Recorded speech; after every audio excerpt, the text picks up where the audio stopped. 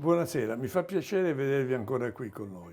Veramente, sono veramente contento perché evidentemente quello che vi raccontiamo in questi nostri incontri con la collaborazione del maestro Dorossi effettivamente vi interessa, come interessa molto anche a noi. Io sono Romano Di Bari, mi conoscete e sono il direttore fondatore dell'Auricus Classics Club, naturalmente, dove noi ci incontriamo.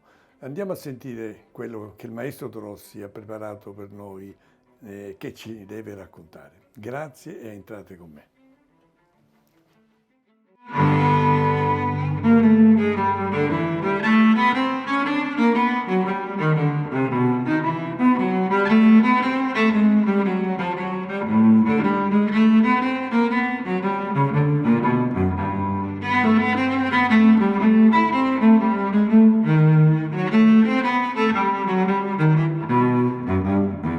Caro Stefano, Eccoci qua. rieccoci qui ancora. Certo, ormai è diventata una piacevole abitudine Caspita, alla quale io non saprei rinunciare. Bravo, abbiamo ancora Anche perché parecchi nomi da trattare. da trattare, quindi tu hai parecchie raccolte, scavi archeologici da fare e io ho abbastanza biografie di esecutori che mi devo proprio così imparare a conoscere, diciamo così. Oggi siamo qui perché abbiamo un disco particolarmente interessante, perché è un disco di opere di Bach rivisitate, mantenendo però la partitura originale in chiave jazz.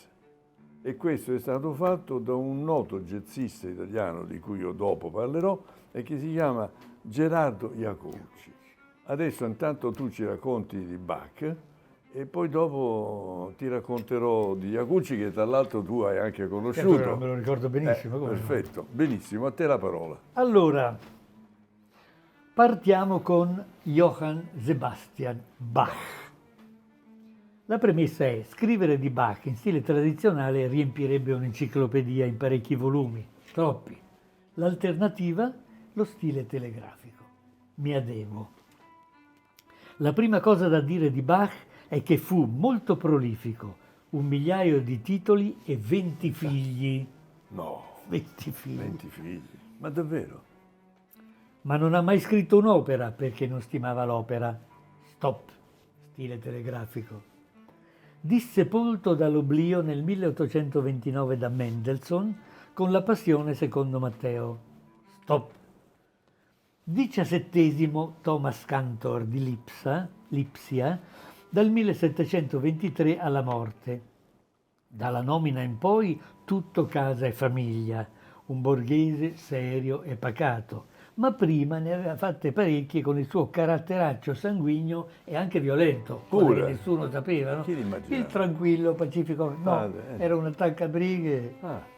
Tant'è vero che al servizio di Guglielmo di Sassonia, non avendo ricevuto la promozione che si aspettava, cominciò a importunare il suo padrone con tante di quelle richieste di congedo che alla fine il duca si seccò e, detto fatto, per ordine di Sua Altezza Serenissima è stata decisa la messa agli arresti di Johann Sebastian Bach, concertmeister e organista, in ragione della sua insistenza a chiedere un congedo ingiustificato. Hai capito? Un mesetto più tardi è liberato con il congedo richiesto, però intanto si fa un mese di carcere, certo. Di Bach, Borodin dice, è una mummia. Stop, torniamo allo stile telegrafico. Di Bach, Debussy così definisce la scrittura, una sua ginnastica personale. C'erano delle lingue avvelenate questi colleghi. Sai che gelosie che c'erano all'epoca. È predestinato dalla sua famiglia all'artigianato musicale, anche se di livello superiore, e fa la stessa cosa con i figli. Dei 20 che sforna, anzi non li sfornava lui, li sfornavano le sue 2 mogli. 2 mogli. Per fare 20 figli. Ce ne vogliono 2, certo. Ben 4 sono musicisti e buoni. Ma va. Il capostipite di famiglia è un fornaio e suonatore di cetra, Veit Bach, seconda metà del Cinquecento. In Turingia la famiglia è così famosa che il nome Bach diventa sinonimo di musicista. Allora, siccome le musiche da chiesa non venivano comunque pubblicate, lui riutilizza liberamente i propri temi, sia per soddisfare la grande richiesta di nuove composizioni, sia saggiamente per non sprecare buone idee in un'esecuzione sola, no? Giusto, Tanto vale giustissimo. riutilizzarle, È magari cambiandole un po'. giustissimo, è giustissimo. Ha stipendi sufficienti, è testardo e parsimonioso e ci tiene ai suoi conti. È insofferente della vita di corte, eppure l'accetta perché non sa, ma solo perché è un'idea che non si è ancora affacciata alla consapevolezza del tempo, che potrebbe avere una posizione diversa da quella che ha, cioè di servitore della nobiltà. Potrebbe diventare un musicista autonomo, Certo. ma ancora non ci ha pensato nessuno. Esatto, in un'epoca come quella non ci hanno pensato Ancora nessuno. La cosa è cominciata a realizzarsi con Mozart all'inizio e poi con Beethoven pienamente dopo il e poi con 700, l'Ottocento. l'Ottocento è andata. Sì. Ma all'epoca All'epoca non niente. erano consapevoli, No. capito? Pensavano Era- di essere un servitore della nobiltà, E di non avere nessuna di non possibilità. avere nessun diritto. Capito? Vabbè, comunque lui è caparbio, collerico eccessivo, in contrasto con l'immagine tradizionale del pacifico organista di chiesa che avevamo già detto prima. Il municipio non è contento di lui. A Lipsia è un continuo litigio con i rettori, i prefetti, le autorità. Loro non volevano un genio, naturalmente, gli bastava un musicista di chiesa, un impiegato e un insegnante. Certo. E Bach non lo è. Come insegnante non ha pazienza che per gli allievi migliori. Tanto è vero che a Weimar critica un po' violentemente un fagottista, il quale, sostenuto dai compagni orchestrali, gli salta addosso e lo carica di legnate. Pure. Picchiavano il maestro. Mamma mia. Ma forse lui stesso li aveva provocati. Li aveva non so. provocati, Questo è un aneddoto. E lui era magari un non è vero. collerico. Vabbè, ma Però lui insomma era era un caratteraccio. Caratteraccio. Nel 1703 fallisce un'audizione, anzi l'avrebbe vinta se il principe Giovanni Giorgio di Sassonia, del quale lui era servitore, non avesse deciso di far passare un suo raccomandato. Allora Bach se ne va e si trasferisce alla corte di Giovanni Ernesto di Weimar.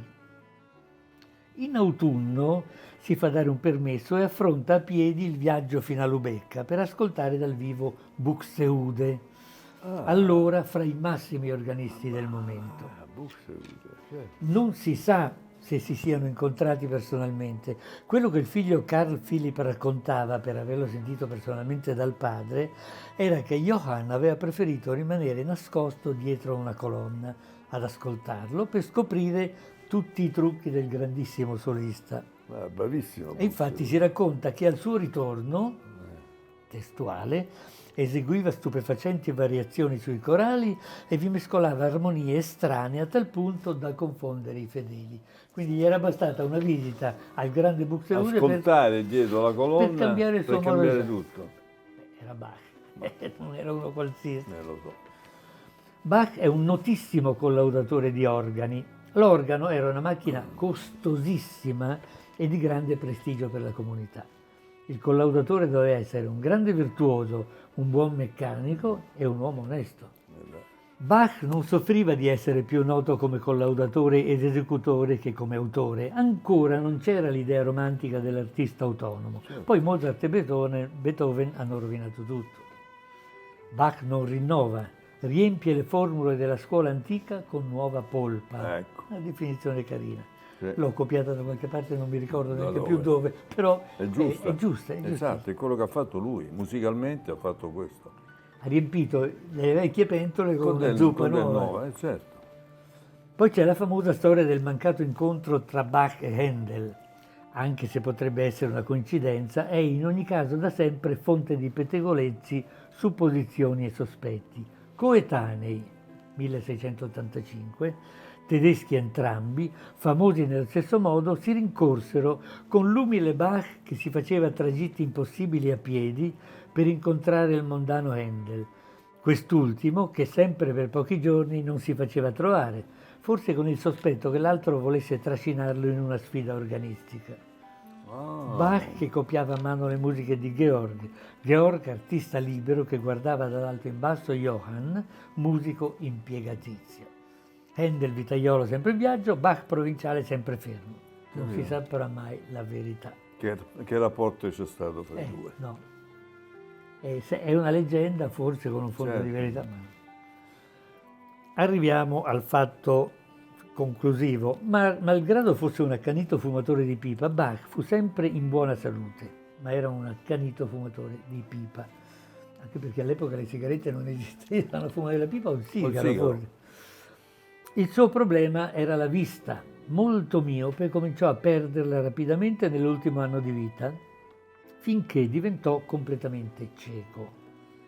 A marzo del 1750 passava da Lipsia un oculista inglese che promise un miracoloso intervento a Bach, il quale accettò, ma l'operazione fu un fallimento. Oggi pensiamo che avesse un glaucoma contro il quale all'epoca non si poteva fare niente, ma non sappiamo anche questo. Anche perché pensa agli strumenti rudimentali con i quali alla fine del Settecento si interveniva sull'occhio. Probabilmente un coltellino. Con un cacciavitino. No?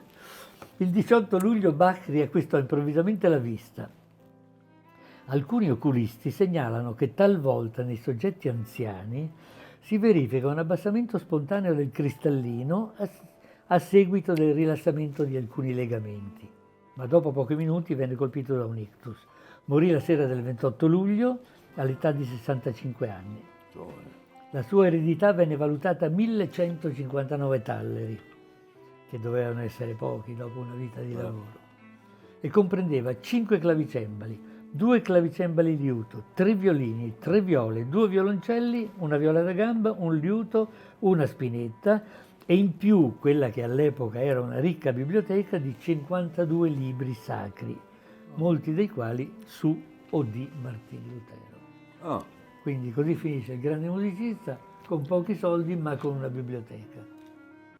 Bene, Romano, abbiamo finito la biografia di questo grande, adesso sui tuoi CD c'è qualcuno che lo suona, anzi una cosa molto particolare che tu hai accennato prima e che adesso ci racconterai meglio. Esatto. Vai. E voglio parlarti di una persona che conosci anche te, già. Perché appartiene alla nostra gioventù musicale, tua musicale, io editoriale. Proprio così. Ti ricordi? Gerardo Iacovucci. Ti voglio parlare di Gerardo Iacovucci. Me lo ricordo. Te lo ricordi? Che io avevo conosciuto all'epoca. Ne parliamo al passato, è ancora vivo. È ancora vivo, vivissimo. Che... Pensa che io me lo ricordo, l'ho conosciuto quando stavo all'RCA. Quindi primi negli anni anni 60, che lui faceva il consulente musicale, tra le altre cose. Poi ci siamo persi di vista perché io sono andato via dall'RCA, mi sono messo in proprio, ci siamo rincontrati un po' più tardi di quando ci siamo poi incontrati noi nel 69 che abbiamo fatto il disco dei bambini, ti ricordi queste cose qui? E io l'ho ritrovato.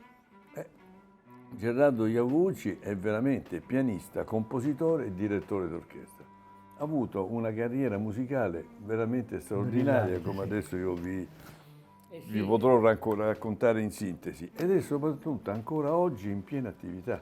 Lui ogni tanto mi chiama e mi dice: Romano, ti voglio far ascoltare questa cosa, vuoi ascoltare quest'altra? E ti devo dire che certe cose sono ancora valide, come per esempio questa versione di Bach nella partitura originale per pianoforte jazz, perché lui è un ottimo pianista, è stato sempre un grande pianista jazz. Il jazz è stata l'unica musica che lui ha praticato dal principio fino ad oggi. Frequentando grossissimi nomi, Lenny Tristano, mi dicevi. Infatti. Lui nel 1956 ha conseguito il diploma di musica corale e direzione di coro presso il Conservatorio di Piacenza. Dal 66 al 69 frequenta un corso di composizione e arrangiamento presso la Berklee School Music di Boston.